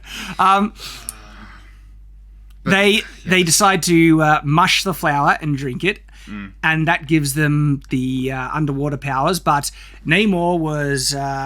an unborn child. He was in the womb when his mother drank the juice, and that turned him into the thing, the Namor. A mutant. Mutant. He's a mutant. They say that term too. They didn't try to lead up and introduce mutants. They explained that Miss Marvel is a mutant. That's why she was able to process the power from the other universe stuff. Right. He said, "You're a mutant," so they're dropping the mutant lines. When I thought the mutants were people that naturally mutated they didn't actually undergo something that changed them. But okay, they like. Yeah, at this point, nothing makes sense. As soon as they showed the flower, I was like, "Oh, that's how they're gonna justify getting the Black Panther flower again." It's forced and arbitrary. Yeah. You saw it a mile away, and then when he gives Shuri the necklace of his mother, why? I want people to think about the leaps of logic you have to go through to get to this point, right? They found the flower, okay? They make it into a flower juice, but someone decides to get the fibers of the flower and use that to make cord, that they integrate that as the cordage that holds a bit of jewelry together. This was 500 years ago. Okay.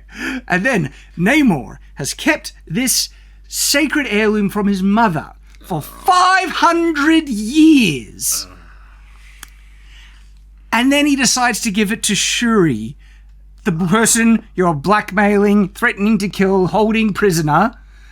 And it's like, this would be like the fact that he even survived that long being made out of plant fiber is bullcrap. But okay, magical vibranium flower doesn't rot, decompose.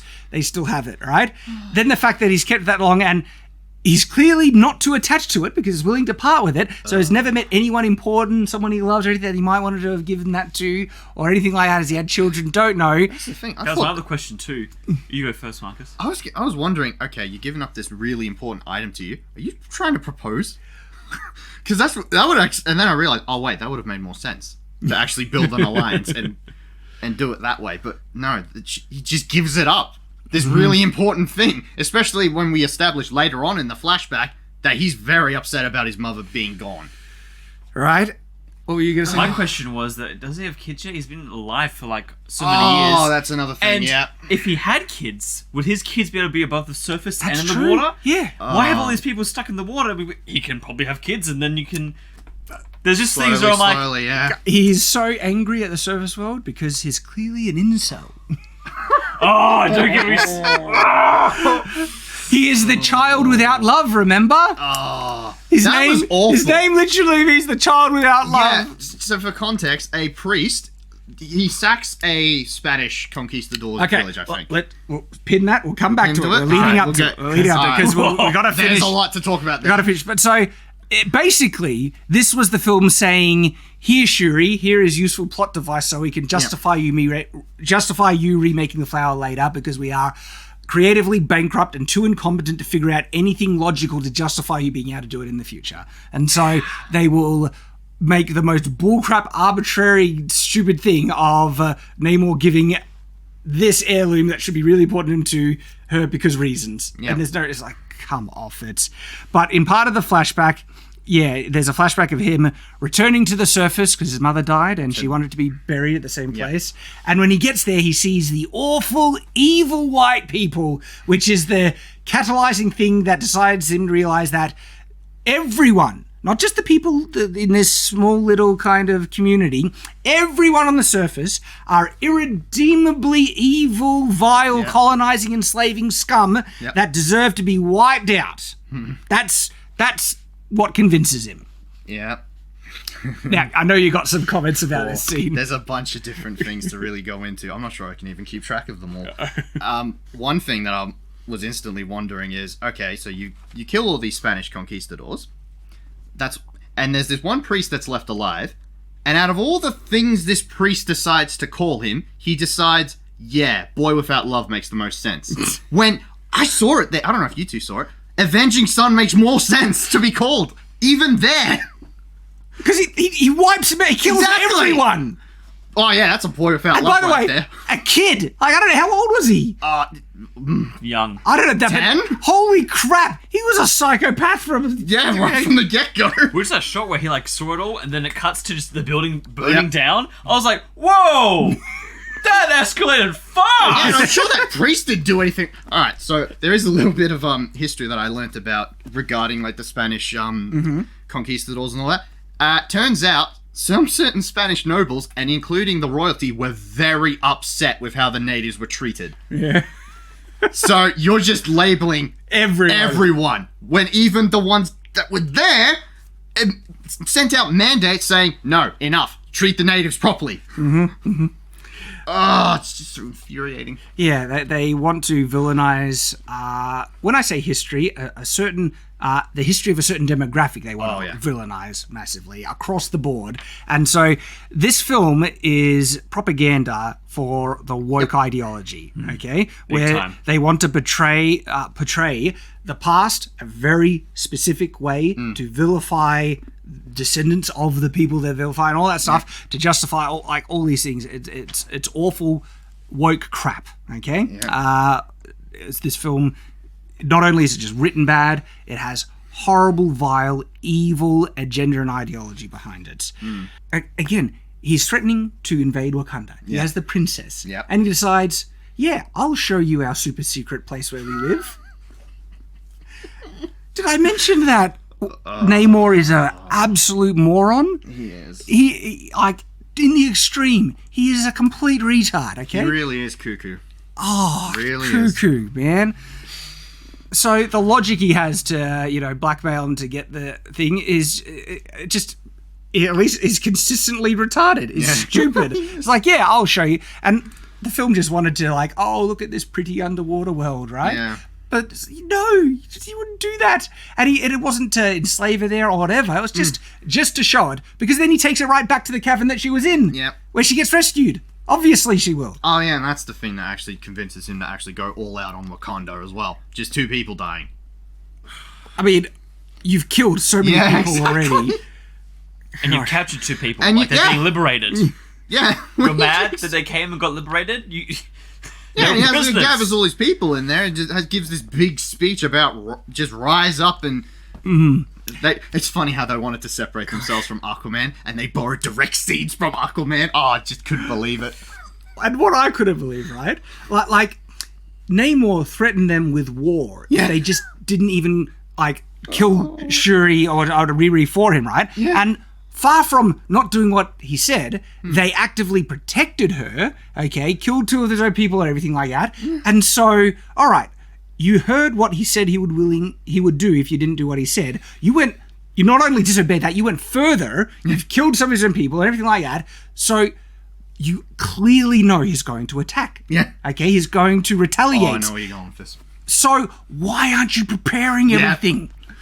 They don't prepare spit. No, they don't.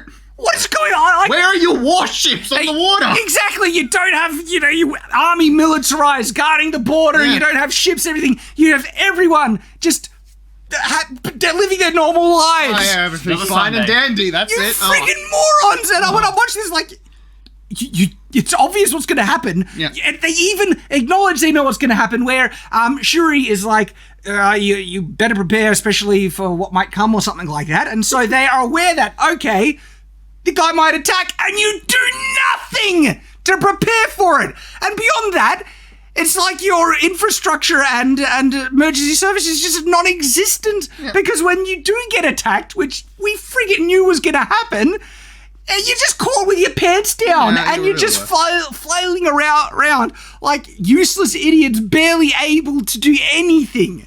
It's pathetic. And Namor just comes with a couple of guys. It's not even an army. Wipes the floor, assassinates your queen. Oh. Yeah. Oh, yeah, assassinates the queen, but Riri, nothing at all. He just assumed that Riri died with the queen. Exactly. Didn't even check. Someone. Oh.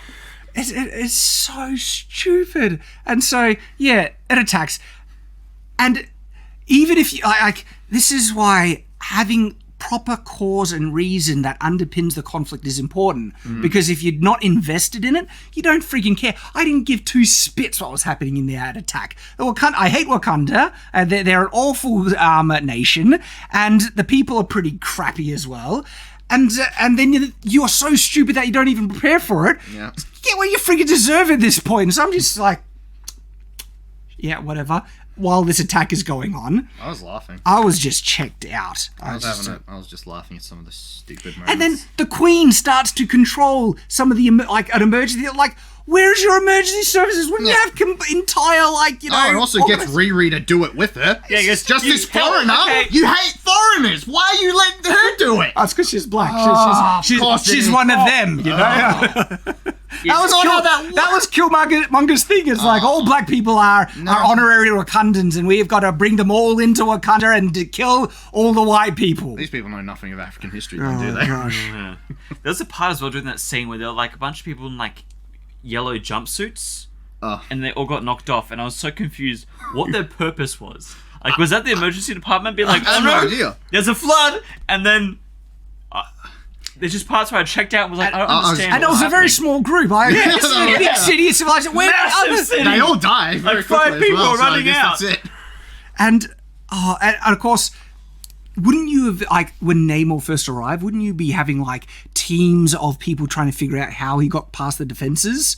You think? No one bothered to friggin' check, and they just walk in uncontested. And so, oh no, we're under attack. It's like, oh, you don't freaking say. Yeah. You say it like you're surprised, you moron. Oh. Tactics are an alien concept as well during that. Where is their army? Where is it? It's just, it's crap. It's just stupid crap. Wasn't invested. Didn't care. Queen dies. You get what you deserve. Moving on. Yeah. And once we get to the Queen stuff, because I'll put a pin in that. We'll come back to the whole Queen being dead thing because it comes up again. Okay, so Namor, the moron he is just assassinated, murdered the Queen, and then says, I will return in a week's time. You will join me by that time, or I will return in a week's time with my army and wipe you all out. Oh, you think they're gonna join you after that? You're taking the piss. It's like this. You moronic. I can't believe it. That's not how it works. Yeah. They would, if anything, they would be even more gun-ho. That's a friggin' declaration of war, you astronomical brain dead. They wouldn't stop until your head is on a spike. The numbskull. And he unironically thinks, now you'll join me. Like you're afraid of me. Now you'll join me. Wakanda, who doesn't bow to anyone, who has the most advanced tech ever, is like that. You moron. And guess what? They know where you live, you friggin' retard! Oh, there's that too. Oh, gosh. Yeah, just send a division, sack the city. I know. Sack the most powerful, Eye for an technologically advanced nation in the world. You've shown them where you live, and you've just kicked them in the teeth. Yeah. Killed their queen. You killed her mother, the person that you showed the city to. Oh. I hate this film. This is freaking crap, man. This is terrible. It's going down, isn't it? It's getting worse. The more we break this down, I'm at a 2 now, I think. This is why I stayed at a 2, because I knew that if I went a 3, it would dump. It would just crazy. Question. I thought Wakanda was landlocked. I mean, it should be. Wasn't it like hidden one of the deeper nations in Africa? Yeah, it's like Yeah, I thought they had a big shield around it. Yeah. Like, it wasn't... It seems like now it's right near the sea. Oh, yeah, you're correct. I'm really confused. I thought in other event, like in Avengers... In Black Panther, they established Black that they Panther are as well, they just... Yeah, no, you're right. Because they would have to be far from the sea to not be, noticed by anyone. Where is Wakanda located? Yeah, it is! Yeah, it's in the middle. It's completely landlocked! It's not nowhere near the sea. Not even a little. Like, there's rivers and lakes near it, but it doesn't connect to the ocean. No. How the hell are they getting there? Oh, yeah. I mean, here's the thing. Just purely from the whole needing to stay hidden aspect, it can't be near the sea. Like, that would make it really... Yeah, that would... Because then Coastal everyone would city, know about it. So, how the hell... did they just, have underwater networks from the sea that... I don't know, friggin'... But they don't explain. They just magically appear like they're water ninjas. Yep. It's bullcrap. So, anyway, they get their teeth kicked out. Mm-hmm. Queen is dead. They move past it pretty quickly. We have another funeral, and it's very, very short. It's like...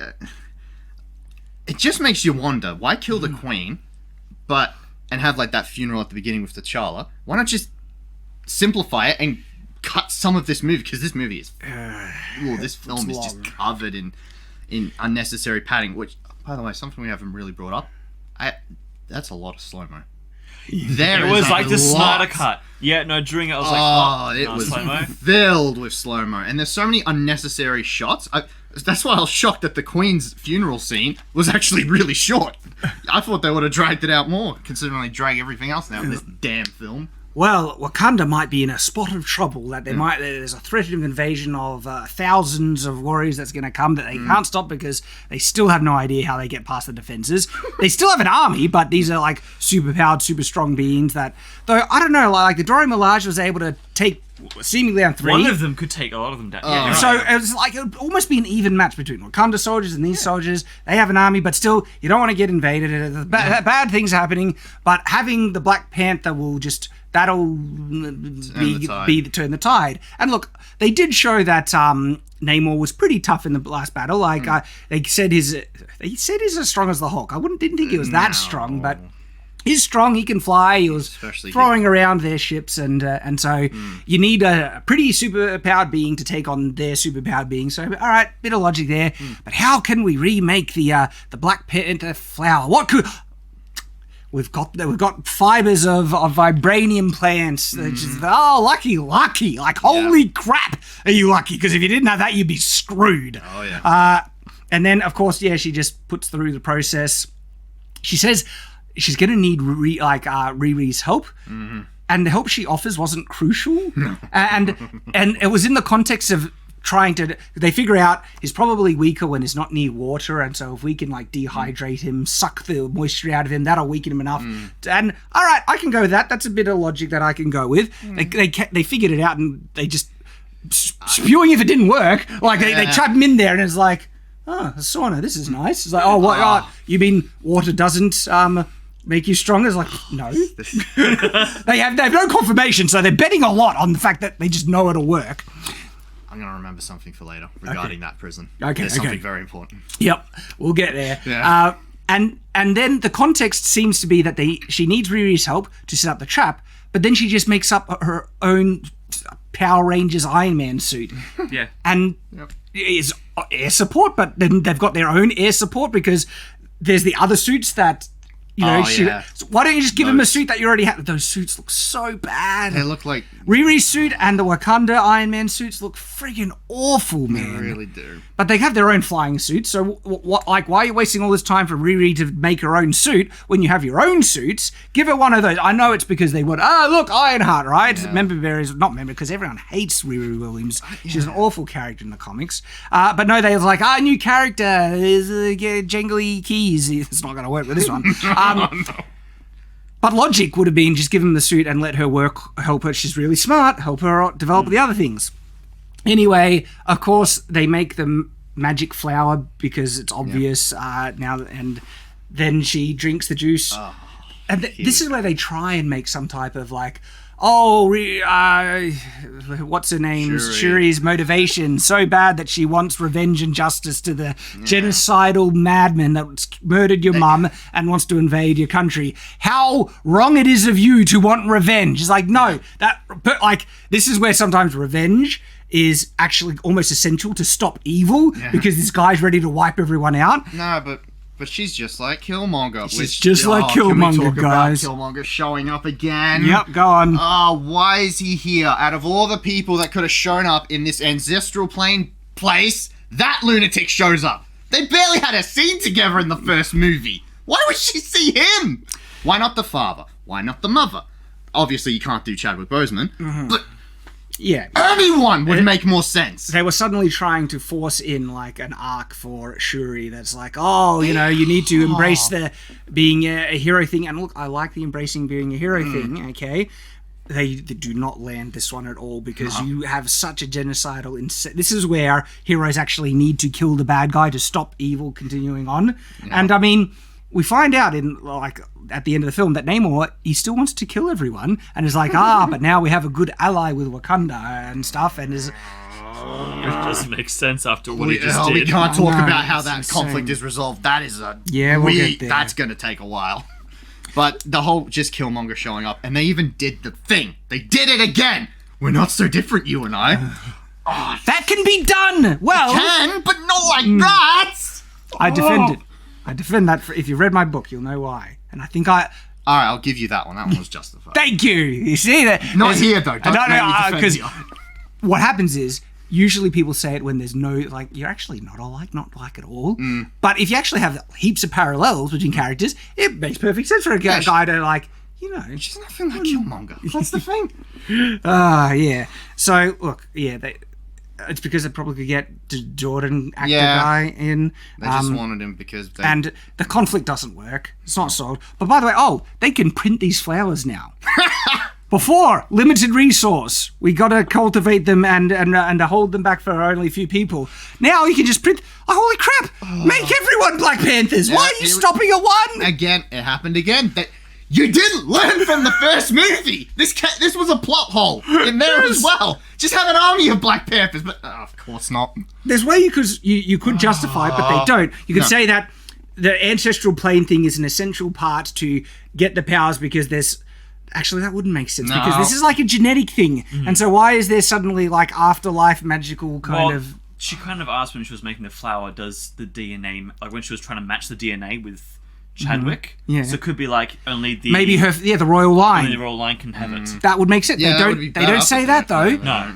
I mean, Riri even says, I'll have one of those. Yeah. This follow-up line to solve the plot hole. It only works for, royal line. Done. Yeah. They don't even acknowledge that. And so now I'm just like, why don't you do that? It would be useful. They have instant, Black Panther, I think his powers are greater than Captain America. This is super soldier serum. Yeah. Through the roof. Through the roof. A little aside, Black Panther was way more badass in Civil War than he was with the superpowered juice. Yeah. I miss Civil War. Those days were better. Okay, so Shuri basically says, it's in the Killmonger thing, doesn't matter what my mother wants, it matters what I want. I want, Namor dead. And I was like, that's not... They're trying to betray oh no, vengeance, bad. Shuri's like, no, kill Namor. He's a friggin' nutcase. Yeah, he's an evil lunatic. He's he's a genocidal madman. It's killing Hitler. Good option to try and end bad things happening. Namor is a... very Hitler-like character in this. He's a freaking nutcase. Everyone. He's racist. He wants to lead a genocidal attack for, Everyone, though. That's the thing. He wasn't even specific. Okay. This is the position this film's making me go to. At least Killmonger had a specific target.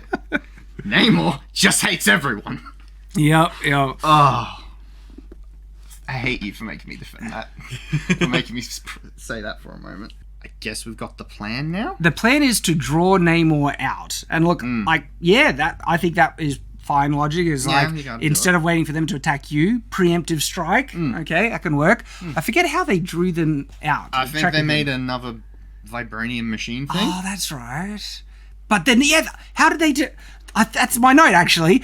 How do the underwater people, the fish people, know that someone's got a vibranium detect device. They just say, they've made a new one. Oh, we better go stop it.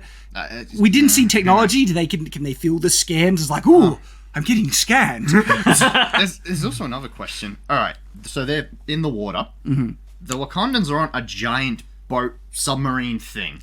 Wouldn't they have... Now, here's how the ocean works. There are waves. Yeah. And fish are often affected by said waves of a boat. There's a reason they go around a boat. I understand it's camouflaged. Why didn't the fish people detect it, though? They're swimming right next to it! I mean, why a boat? You're really vulnerable to they're water-based. Only Namor can fly, right? You're going to deal with him. They have technology, like, have this thing fly. Use a levitation device, yeah. Something. And suddenly, you're much safer against the water fish people. And then you can shoot your, I don't know, sound waves into the water from a safer distance. But no, they're on a boat because they need to justify the final conflict. And so they get attacked, but they're preventing, the sonic thing in the water is preventing the fish people from getting to the boat, but yet some do. Riri's there shooting stuff. Wow, this is where we see her like suit. It's so bad. It's Power Ranger, equivalent I don't know. stuff. It feels like an insult to Power Rangers. I know. It's like doesn't have the charm that Power Rangers had. It's really, really bad. The suits that Shuri made, they look awful. And I was just checked out. I didn't friggin' care. This was just crap. The ending fight scene was just. I didn't give a crap, and it was nothing really suspenseful and engaging in it. I found it hilarious their attempts to try and pay off certain things, like that conflict with that big fish man against whatever her name is, Okoye, I think it is. Yeah. They really wanted that to be like you go get that fish man and beat him. It's just like you didn't build up anything. Yeah, It's just this ending big battle was just a wet fart. It was just crap. Yeah, and so they eventually lured Namor into the ship. How did they get him in there? I can't remember. It's out of my memory. I have no clue. All I know is that they somehow got him into that thing. I think they shot him. They might have, yeah. Yeah. Because that's right. Riri was like, "Oh, he's fast, can't get him," and then they're trying to, they're doing the spin, and then she comes out of clouds like, "Gotcha!" shoots him, and I think that's when he was like flailing a bit. That's right. Yeah. And then they get the ship to come in and catch him, and that's the one that Shuri is on, and it has the sauna, depowering thing, and they're lucky it worked. So you have something to say about this. So you've got this flying ship. You've got him in there, and the sauna's working, everything's fine. But for some reason, you made the cell directly above a very important piece of the technology that you're on! Yeah, the power core. And what's he do? He notices it's there, and he destroys it! Did he notice? Like, was it that obvious that he just saw as like, oh, here's a goalie? Because I was half wondering if he didn't know and he was just stabbing the ground and got lucky. Like, it's either stupid that it was built that way, that if you're making a prison and he still has certain powers and you're dealing with superpowered people, do a bit of reinforcement. Like, he has a weapon, he's strong. The fact that he can easily just get to the power core of the ship and disable it, great work. You're supposed to be geniuses, you friggin' morons. And so, the ship, right, it explodes. It really explodes. It is in pieces. We saw that it was the power core exploding, and so if the power core explodes, that means the thing that provides power to the thrusters and everything is non-existent. It's not there anymore. Pay attention to that. So then they get into a fight, and Namor's a bit weakened, and out in the desert. I just don't care. And this is the missed thing, because they could have made Shuri work as Black Panther, but she doesn't have, we didn't see enough of a build-up, enough of practice, and so she's just fighting for the sake of fighting, and I guess some people will be able to enjoy it. Turn your brain off, it's just brainless action at that point. She gets a good hit on him, but then he finds it, he just reaches it, it's completely buried, you can't see it, but he has, psychic powers, and he knows his spear is right there. He suddenly pulls it out of the sand that was completely buried, stabs her right through the guts. And I was like, I've seen this before in Kenobi. She's not gonna die. I was calling Despite the blood coming out her mouth, she's gonna live. It's insane! Disney, just gut wounds. not a problem. Walk it up. Look, she's superhuman, this one, and so I can kind of give it there. But I mean, that's pretty deep. It looks like a cold took out T'Challa, but it's, but a spear wound, she'll be fine. Just walk it off. Yeah, she really did walk it off. Yeah, That was insane. Oh, this movie is ridiculous. So yeah, she does walk it off. She jumps over him, and he's struggling. He's like tired. And then there's this weird exchange where it sounded like he says something Rex. Glorious Rex or something? Imperious Rex. What? Imperious. What? I don't know why. He said... Is that his... it sounded like it was the catchphrase of his people.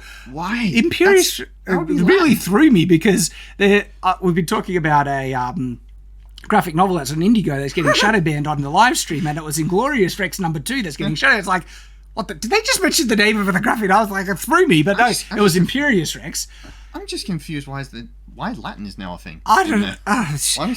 But then Shuri goes, Wakanda Forever, and activates the thruster of the ship that was obliterated, and it works perfectly fine and sends out a fireball that just engulfs Namor. Yeah, and it gets into the ground. Oh, just friggin' bullcrap. No, like, this thing was destroyed, and then, just fireball. And they're trying to play it off like, clever tactic, Clever tactic, like, you didn't lure him in front. He was just walking in that direction after stabbing you. So you did nothing clever to get him in front of the thing. You just jumped in front, and lucky that he was standing right in front of the exact thing. Yep. And then, holy crap, super lucky it's still friggin' working, which it shouldn't. No, it shouldn't. And then super lucky that, like, the way that the ships work looked like it was some type of energy levitation device. I didn't see, like, fuel propellant. And so now it's sending out, like, a fireball. Whatever, and then that seemingly sucks out all the rest of the water in him or whatever, and he collapses. Yep. But look, I know he's superhuman, but I feel like that much fire would do something to someone like that. He was like just smoking. He got a little burnt on the little back. bit burnt on the back was all that happened. Yeah. So he collapses, and here we go. This is where your Last of Us 2 comparisons are perfect. Yeah. So I'll let you take that one. Oh, no, you... No? No, you go ahead. All right, so I'll take it. Go. Namor's on the ground. Shuri has him at... her mercy. Yeah, at her mercy. All right? This movie's so dumb, it's making me lose my ability to speech. It happens. All right? This is everything she wants. This person killed your mother. He's a genocidal maniac. He is dangerous. You need to end this lunatic right now. Instead, and this drove me mad when I heard it, she goes, I'm done letting... Vengeance has consumed us. I'm done letting it consume me. Calling back to Civil War and Zemo. They pilfered probably one of the best payoffs in the MCU. It's just rehashed. And what's annoying about this, right? Wakanda, like, they could probably learn from the sentiment of, not judging everyone else and stuff. But in the specific instance of Namor and the context of who he is and what he has done, he's a friggin' war criminal to the extreme. A true genocidal madman that if you release and let go back to his people, Shuri knows that the only thing you might be able to do by forgiving him is that he will look on Wakanda less, vilely, with less vengeance. But you would clearly know he still wants to destroy everyone else. Exactly. You're crazy. Let him go. And you might say, no, by forgiving him, she's going to save everyone else in the battle because they're starting to lose. He's at your mercy. Put the spear to his throat. Fly over there and say, stop, or I slit his throat. Everyone stops. Go back. Okay, good. Then slit his throat. No, this guy is insanely evil with what you've shown in this film. He needs to die. Okay? To prevent untold suffering that he is clearly still intending to perpetrate.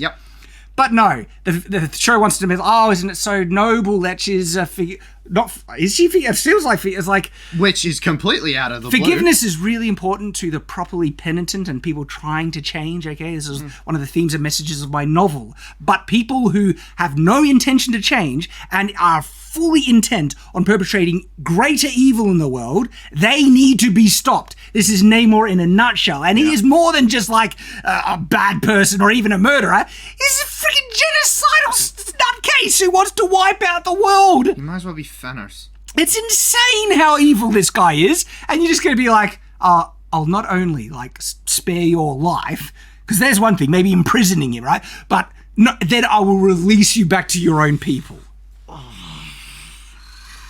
Yeah. This movie is just like, I was already checked out, and then this happens, just like... It was just like one of the final nails in the... Gosh. And so... And that's, remember, the whole conflict is based off of Namor's stupid genocidal tendencies where he wants to wipe everyone out and force it. Like, this whole movie was pointless, okay? Because it was all based on stupid crap Namor did that had no justification or reason to do, and it was all forced. It was just nonsense and pointless all over. It was like a pointless film and a horribly executed one at that. Oh, yeah. And anyway, so they go back and they say, we need to do the royal thing. She's not there. The big guy says, I want to be king. So he probably will become king. Yeah. I like him, sure. Really... Then she goes to the girl that was in love with, who was now the spy. But anyway, goes there to burn T'Challa's thing, forgets about her mum, and it turns out, surprise everyone, T'Challa has a son. So, I have questions about it, right?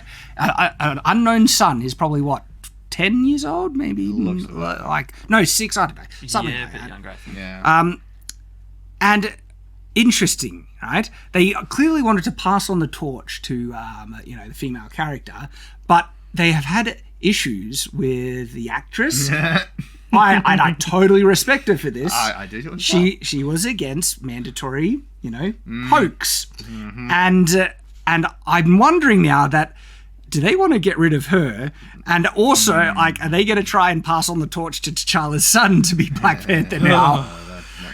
What other reason would you have to set up this potential possibility? But also part of me is like, if that's what you're leading to, why make this movie and just skip to the son? It's dumb, right? It's just so dumb. We also get more scenes of Namor saying what he's going to do. There's the scene that Namor is like, why did you... someone was questioning, they killed... So I forget the exact concept, but basically asking, why are you, letting Wakanda off the hook? And he basically says... Oh, no, they're going to be our allies. It's good that they're going to help us out because I still want to kill everyone, essentially. Eventually, they'll turn on them and then they'll want us because we're the only ally. That's the thing I checked out because the thing about all these endings, and I do say endings, they wouldn't stop. It's just... And they forget what happened in the next movie. The next movie, they'll completely forget, disregard what's happened in this one. So... Yeah, they will. And that is Wakanda Forever.